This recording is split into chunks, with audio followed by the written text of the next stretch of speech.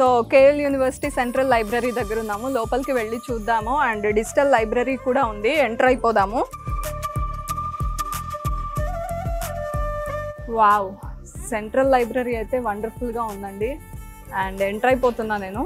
ఇక్కడ కూడా సెక్యూర్డ్గా ఉంది, ఎవరంటే వాళ్ళు ఎంటర్ అవ్వడానికి లేకుండా.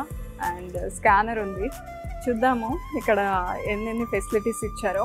అసలు మీకు ఇక్కడ చూస్తుంటేనే అర్థమవుతూ ఉంటుంది ఎన్ని చైర్స్ ఉన్నాయి, ఎంత మంది రావచ్చు, ఎంత డిసిప్లిన్డ్గా హాయిగా డిస్టర్బెన్స్ లేకుండా చదువుకోవచ్చు, ఇన్ఫర్మేషన్ తీసుకోవచ్చు. మీకు అర్థమవుతుంది ఓవరాల్గా ఎలా ఉందో లైబ్రరీ. ఒక లుక్ వేయండి, ఎన్ని ఫ్లోర్స్ ఉన్నాయో కూడా మీకు అర్థమవుతుంది.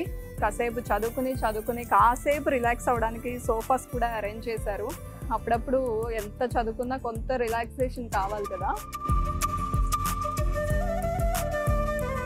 సో ఇక్కడ ర్యాక్లో బుక్స్ అన్నీ అరేంజ్ చేసి ఉన్నాయి. లైబ్రరీలో ఆబ్వియస్గా ఇలాగే ఉంటాయి. నాకు నెంబర్ ఆఫ్ బుక్స్ కనిపిస్తున్నాయి.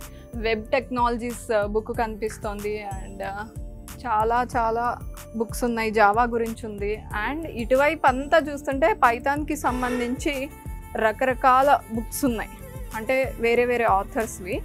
ఇదంతా ఇక్కడ నుంచి మొత్తం పైథాన్ గురించి, డీప్ లెర్నింగ్ పైథాన్ అని కూడా ఉంది ఇక్కడ.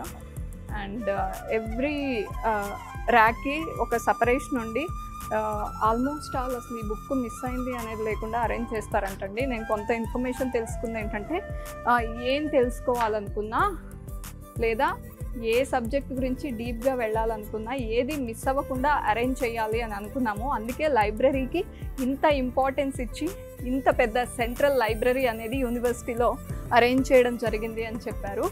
అండ్ నాకైతే ఎంటర్ అవ్వగానే అసలు ఇది లైబ్రరీనా అనిపించింది. ఏదో పెద్ద ఒక స్టార్ హోటల్కి వెళ్ళినప్పుడు ఎంట్రన్స్లో ఎలాంటి ఫీలింగ్ ఉంటుందో అలా ఉందండి. యాంబియన్స్ కానీ లేకపోతే ఇక్కడ చదువుకుంటూ డిసిప్లిన్డ్గా కనిపిస్తున్న స్టూడెంట్స్ని కానీ చూస్తే యాంబియన్స్ ఎంత ఇంపాక్ట్ చేస్తుంది మనం ఏదైనా నేర్చుకోవడానికి అని అనిపించింది.